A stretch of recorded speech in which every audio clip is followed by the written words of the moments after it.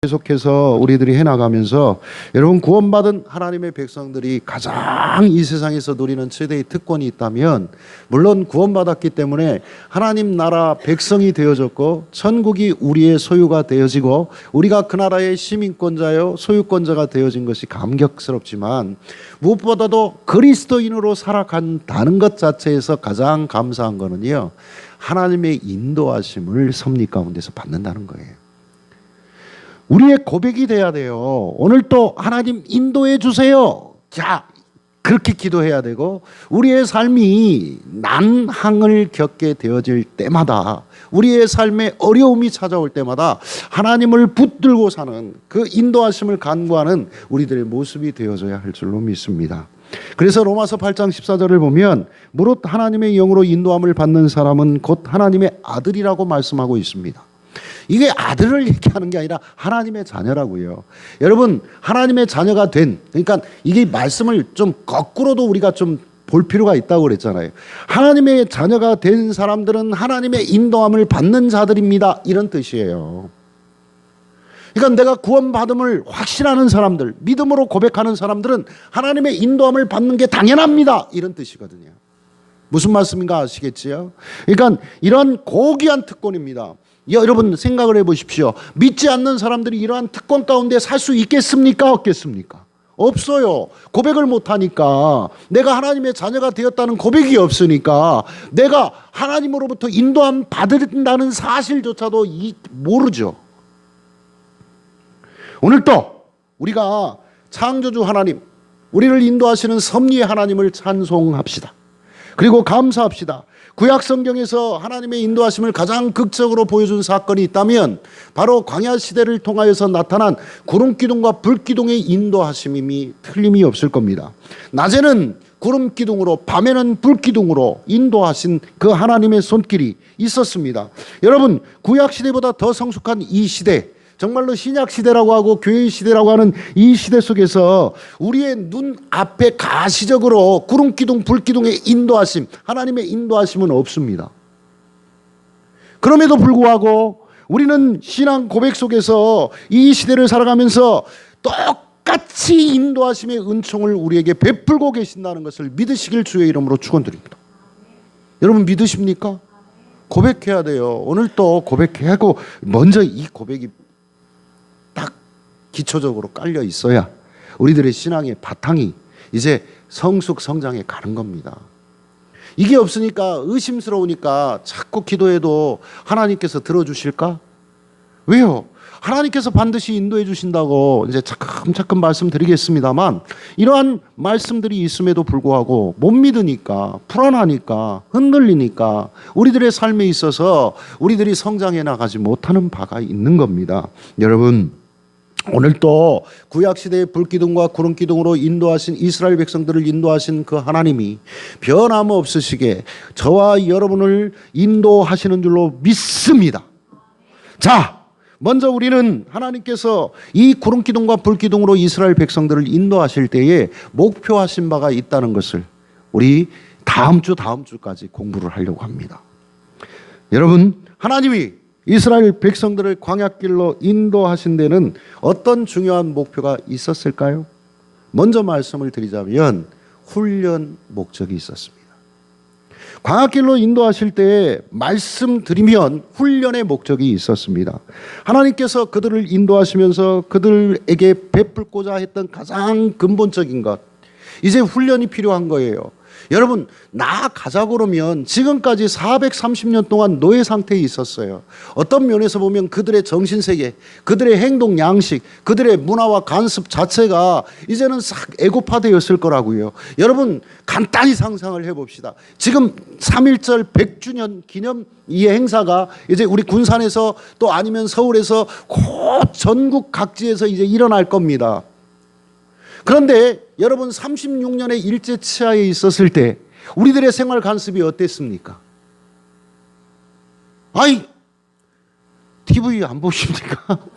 아, 그때 안 살아봐서 모르십니까? 여러분, 지금도 벤또, 바게스 써요, 안 써요? 에? 많이 써요. 우리들의 일상생활에도 알게 모르게 우리의 언어도 그렇게 다 들어 있어요. 우리 담비도 아는가 보구만.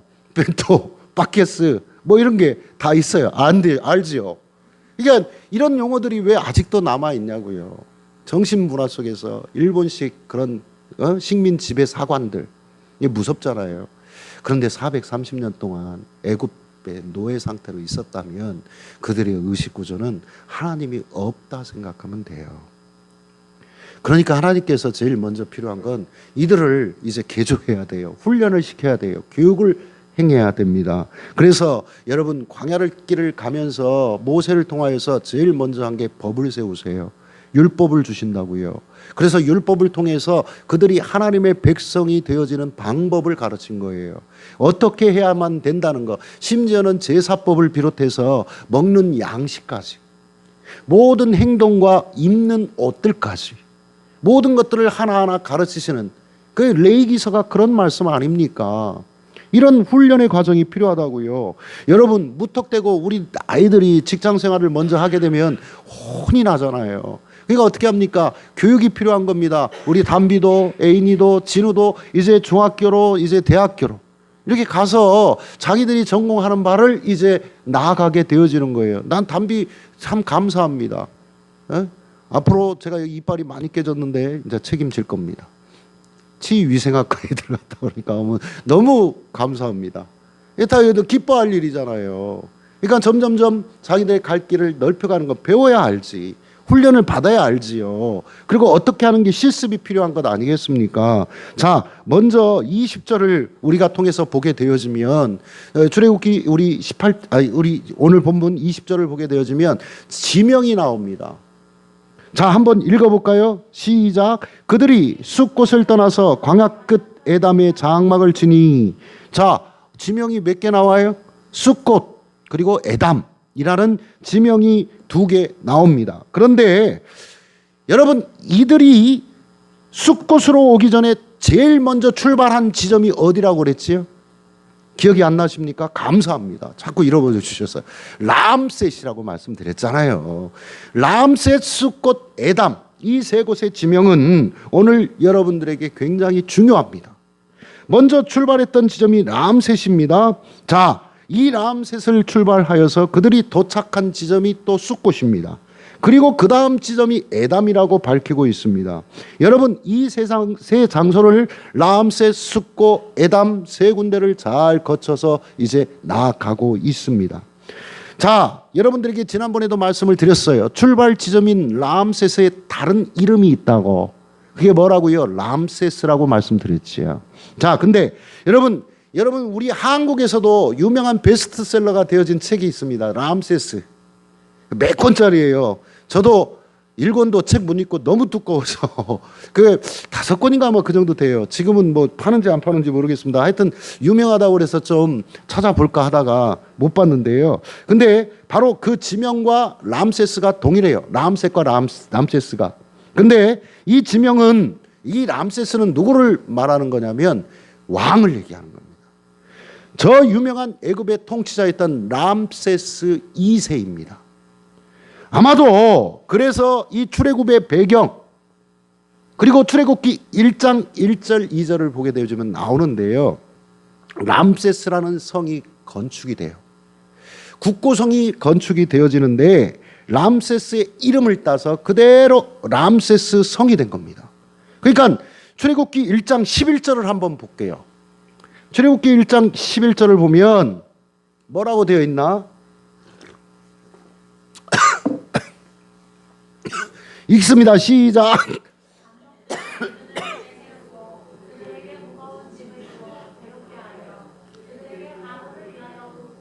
비동과 람셋을 건축하게 하니라. 자, 람셋이라는 도시가 건축이 되는데 우리가 추측건대 학자들이 거의 확정하여서 설을 냈는데요. 람세스 2세가 국고성을 짓고 자기의 이름을 따서 람세스라고 했으니까 이 노예 상태에 있었던 백성들의 배경은 바로 람세스 2세 통치 시기였을 것이다. 나오죠. 추적을 해보면 되는 것 아닙니까? 자, 요셉이 죽은 후에 애굽의 통치자였던 바로, 여기서 얘기하는 건 그 이집트의 왕 파라오가 바로 람세스 2세였는데 이스라엘 백성들을 노예로 부려서 2개의 도시를 건축합니다. 국고성이라고 하는 거 보니까 국가에서 건축을 한 그런 도시예요. 계획 도시겠지요. 비돔, 람셋. 람셋 하면 이스라엘 백성들 무엇을 연상을 했을까요? 람셋 하면 지금 무엇을 연상을 하고 있을까? 아, 힘들어. 아우, 고통스러워. 학대받았던 거. 정말로 그 벽돌 하나를 막 굽기 위해서, 여러분들이 이 이집트의 피라미드 같은 걸 보면 알잖아요. 벽돌이 그냥 우리들이 생각하는 이따만한 것입니까? 아니에요. 무슨 뭐 얼마나 엄청나게 큰지 몰라요.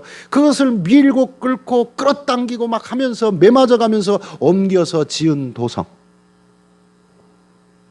그 성을 쌓던 것, 고통의 자리, 노예의 자리였습니다. 람셋이라는 지명이 바로 현재 어떤 지점인지 확실하게는 모르지만 근처는 어딜 거라고는 다 학자들이 한결같이 얘기를 합니다. 여러분, 저기 그림을 좀 한번 볼까요? 제가 PPT를 띄워야 되는데, 저쪽 끝에 보면 이게 아프리카 끝에 보면 저 끝이 이집트예요. 그리고 이렇게 내려온 것이 시내 광야예요. 그리고 거기를 가른 게 홍해예요. 그리고 그 옆에가 이스라엘이에요. 알았습니까? 예. 네. 이제 대충 이걸 알아야 이제 오늘 좀 설명이 돼. 저 끝에가 이집트예요.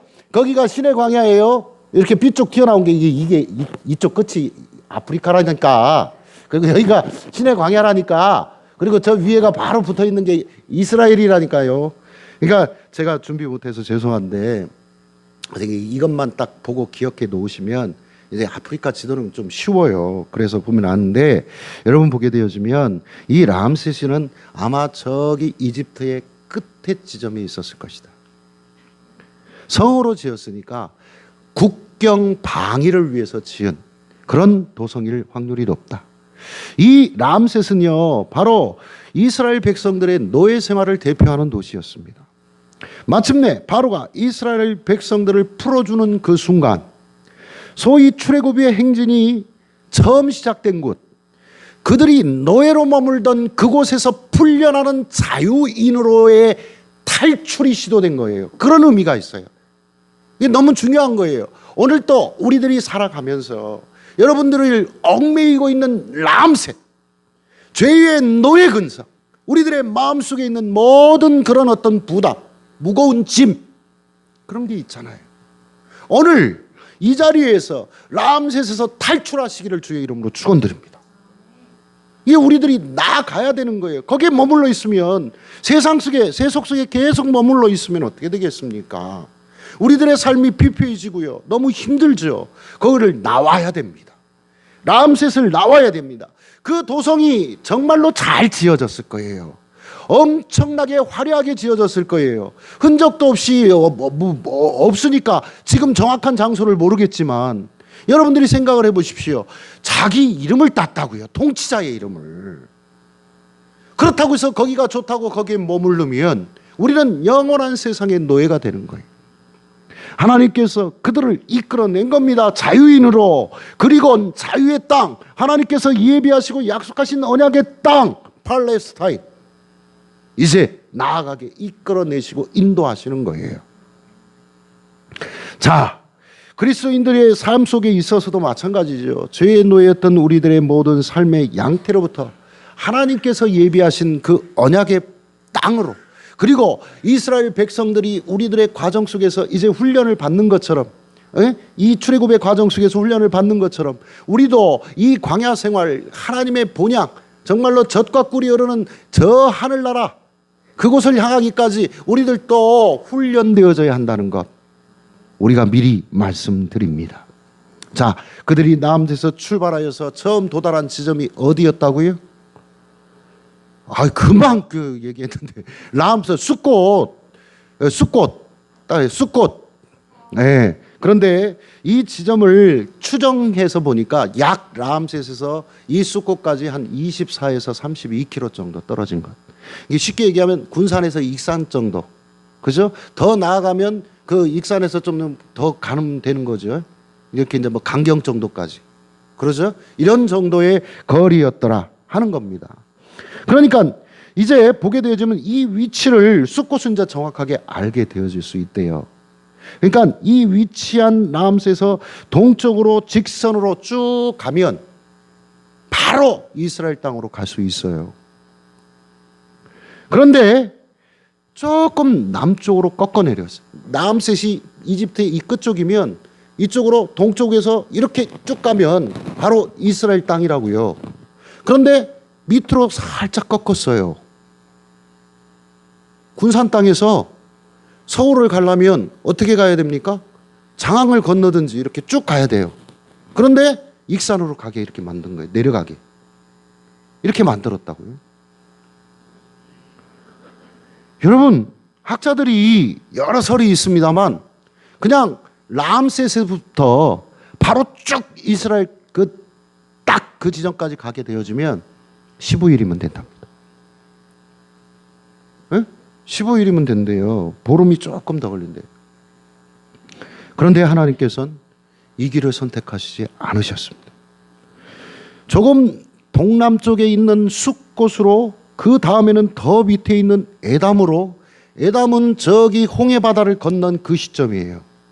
홍해는 밑에 있지요. 저기 시내 반도 바로 밑으로 간 거예요.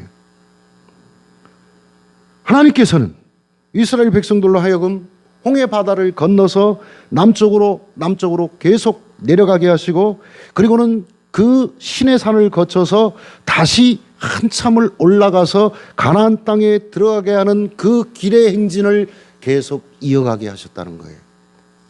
아유, 왜 그러셨을까? 매우 중요합니다. 18절을 한번 볼게요.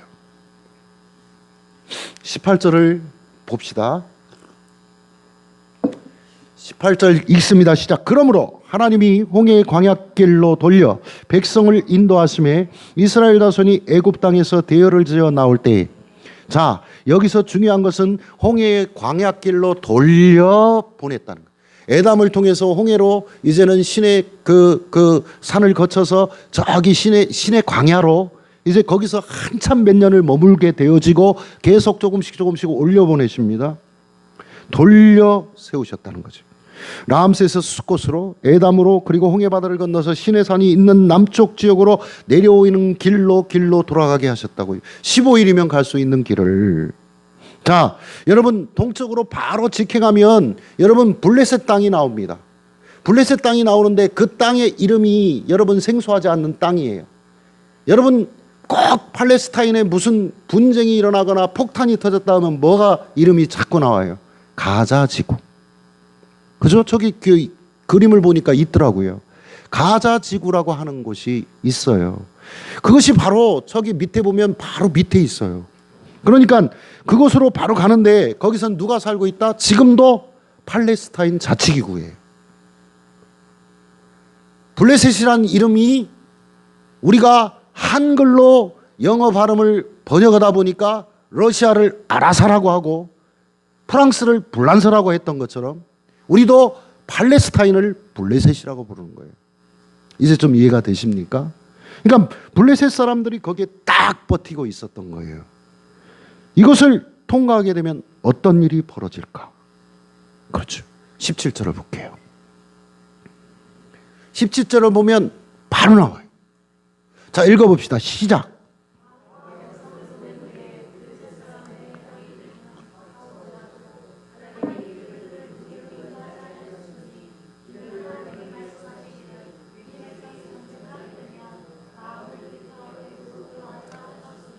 동쪽으로 바로 가면 어떤 민족이 있다고요? 블레셋 족속이 있대요. 그러면 그 땅을 통과해야 되는데 그것을 통과하려면 성경을 보니까 무엇이 벌어진다고요? 전쟁이 벌어진답니다. 전쟁이 일어나면 수많은 살상이 이루어질 것이고 재산도 없어질 것이고 물자도 뺏겨야 될 것이고 고통과 고생이 생길 수밖에 없겠지요. 그렇다면 그러한 상황이 펼쳐지게 되었을 때 훈련되지 않은 이스라엘 백성들의 머릿속에는 어떤 생각이 떠오를까? 성경 그대로입니다. 아이, 우리가 뭘 하고 이 고생을 해? 아이고, 내가 하나님을 잘 알지도 못하는데 우리를 정말로 젖과 꿀이 흐르는 땅으로, 약속의 땅으로 정말로 인도해 주실 거야? 그냥 가자. 살던 데가 낫지. 그렇게 되지 않겠습니까? 거의 틀림없이. 하나님께서는 이스라엘 백성들이 아직 전쟁을 치를 만한 여건이 되지 않는 것을 아셨습니다.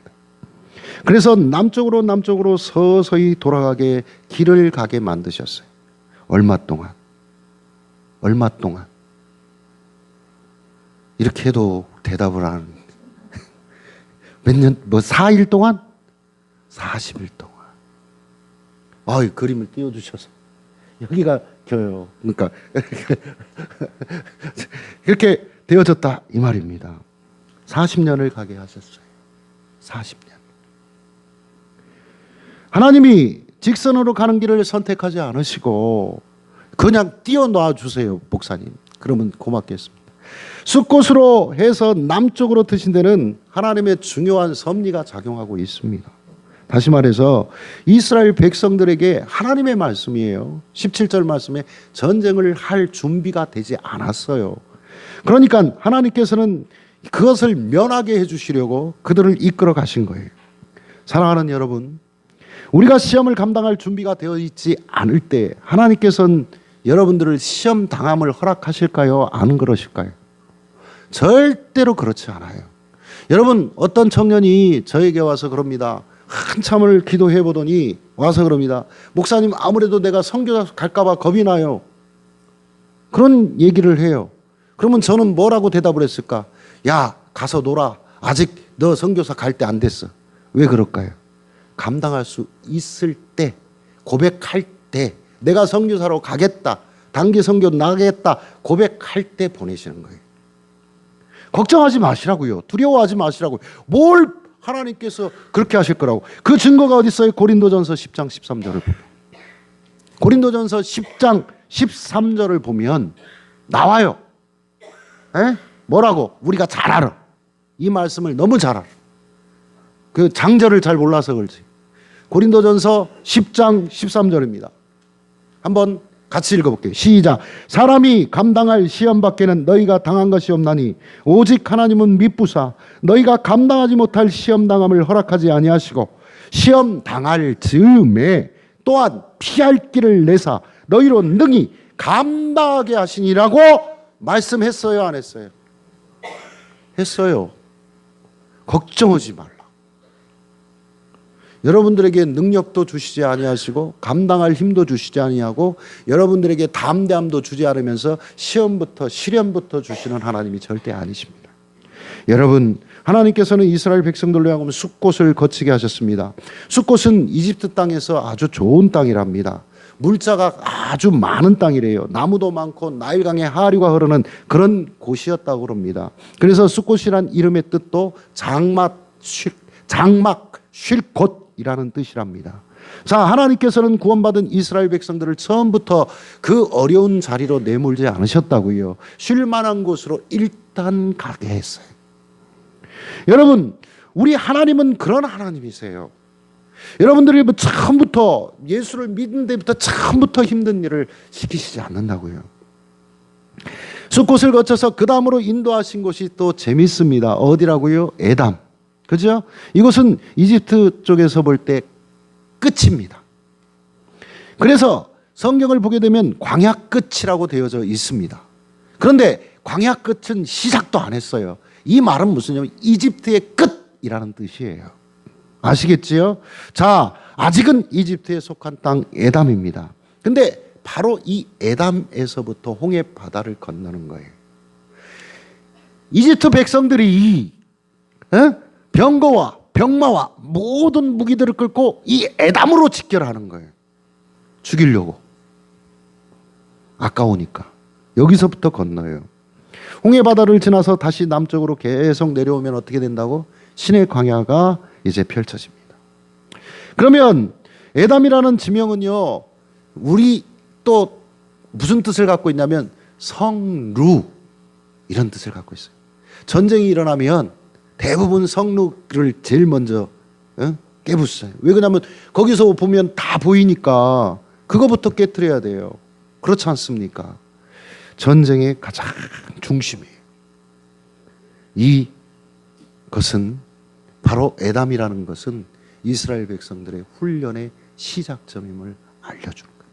이제부터 시험, 시련, 광야의 생활 시작. 곧바로 홍해바다에 시험이 다가오지 않습니까? 그렇다고 해서 이스라엘 백성들에게 영원히 전쟁이 없었던 건 아닙니다. 여러분 출애굽기 17장 즈음 가면 어떤 전쟁이 벌어지죠? 아말렉 족속과의 싸움이 벌어지죠. 아론과 훌을 딱 옆에 세우고 모세가 손을 뻗치면 승리하고 또 모세가 힘이 빠져서 손을 내리면 전쟁에서 지게 되어지는 여호수아가 군대 장관이 되어져서 전쟁을 치렀던 그 싸움 기억하시죠? 하나님께서 그때까지는 전쟁이 없게 하셔요. 물론 이집트의 군대가 쫓아오기는 했습니다만 하나님이 막아주신 거지 일방적으로. 전쟁은 아니잖아요. 자, 여러분 하나님께서는 그들을 충분히 준비시키시고 훈련시키신 다음에 전쟁터로 내보내신 것입니다. 여러분 하나님께서 절대 준비되지 않은 백성들에게 감당하지 않을 사명을 허락지는 않는다는 거예요. 감당할 수 없는 그런 일들을 우리에게 맡기시지 않습니다. 여러분 그게 걱정하지 마십시오. 여러분들이 욕심낸다고 해서 되는 것이 절대 아닙니다. 여러분 이 전쟁들을 치르게 하면 할수록 이제 계속 전쟁이지 않습니까? 여호수아가 가나안 땅에 도착했을 때 이 가나안의 정복 전쟁은 수십 년을 계속했어요. 끝난 게 아니에요. 이 전쟁을 통해서 여러분 하나님께서 원하시는 목적은 뭘까? 하나님의 강력한 군대, 하나님의 강력한 백성이 되게 하시는 겁니다. 여러분 이런 전쟁 없이 하나님 나라에 직접 가는 방법은 없을까? 이 세상을 살아가면서 시험, 시련 아무것도 없이 고생하지 않고 고통 없이 그냥 하나님 나라에 바로 갈 수는 없을까? 평안하게 살다가 없습니다. 절대로 없습니다. 하나님께서는 우리를 연약한 백성으로 기쁘시게 맞이하시기를 원하지 않아요. 하나님께서는 우리 교회 공동체를 통하여서 강하게 하시기를 원해요. 하나님 나라 영광 보좌 앞에서 우리를 굳건한 백성으로, 우리를 훈련된 백성으로 맞이하시기를 기뻐하신다는 걸 잊지 마시길 바랍니다. 이것이 바로 성경에 나타난 하나님의 뜻입니다. 우리 백성들을 통한 이제 에담이라는 장소에서부터 광야의 훈련이 본격적으로 시작됩니다. 이것은 애굽 땅 광야의 끝이면서 신의 광야의 시작입니다. 이제부터 요이 땡이에요. 아, 담비야 미안하다. 일본말 또 썼다. 요이 땡. 이게 얼마나 무서운 거 아시겠지? 이제 이스라엘 백성들은 많은 시험과 시련을 겪어야만 합니다. 오늘을 사는 우리들도 이제 시험과 시련을 겪을 수밖에 없고 겪어왔고 겪어갈 겁니다. 자, 하나님의 목적은 뭡니까? 이들을 훈련을 통해 점점 강해지기를 원하신 겁니다. 하나님이 쓰시기에 합당한 백성, 그리고 하나님의 하나님 되심의 깊이와 그 영광을 이해하고 드러내며 예배하는 백성들, 점점 훈련되어져 가는 모습을 우리에게 기대하시는 겁니다. 충분히 훈련된 다음에 시험이 오거는 절대 당황하지 마십시오. 여러분 감당할 수 있는 시험이기에 주님께서 그 시험을 통해서 우리의 삶에 더 큰 일들을 허락하실 줄로 믿으시길 주의 이름으로 축원드립니다. 여러분 이 광야의 시험을 거쳐야만 가나안 땅에 들어갈 수 있다고요. 우리들의 삶도 마찬가지입니다. 내가 정말로 큰 일을 감당하기를 원하십니까? 여러분들이 감당할 수 있는 작은 일부터 치러야 돼요. 그 일을 겪지 않고 어떻게 큰 일을 행할 수 있습니까? 한 달란트 받은 이의 문제는 뭡니까? 땅에 묻어둔 거예요. 자기의 능력을 발휘하지 않은 거예요. 감당할 수 있으니까 맡기신 거거든. 여러분 주인이 5달란트, 2달란트, 1달란트를 줬을 때는요, 그에 걸맞게 능력이 됨을 본 거예요. 감당할 수 있음을 본 거예요. 그런데 그는 안 했어요. 그러니까 뺏기지. 두려워하지 말아요. 할 수 있어요. 여러분, 아브라함의 생 가운데 가장 최대의 시험은 무엇일까? 에? 뭘까요? 그렇죠. 에? 아들 바치라고 한 거, 이삭 바치라고 한 거, 이게 제일 어려운 시험이죠. 네 독자 이삭을 바쳐라. 자식을 더 보니까 알겠어. 그죠? 성현이 갖다 바쳐라. 놀라도 않네. 믿음이 부쩍 더해야 놀라도 않네. 여러분 보세요. 그냥 내 아들은 아니기를 바라자. 내 자녀는 아니기를 바라자.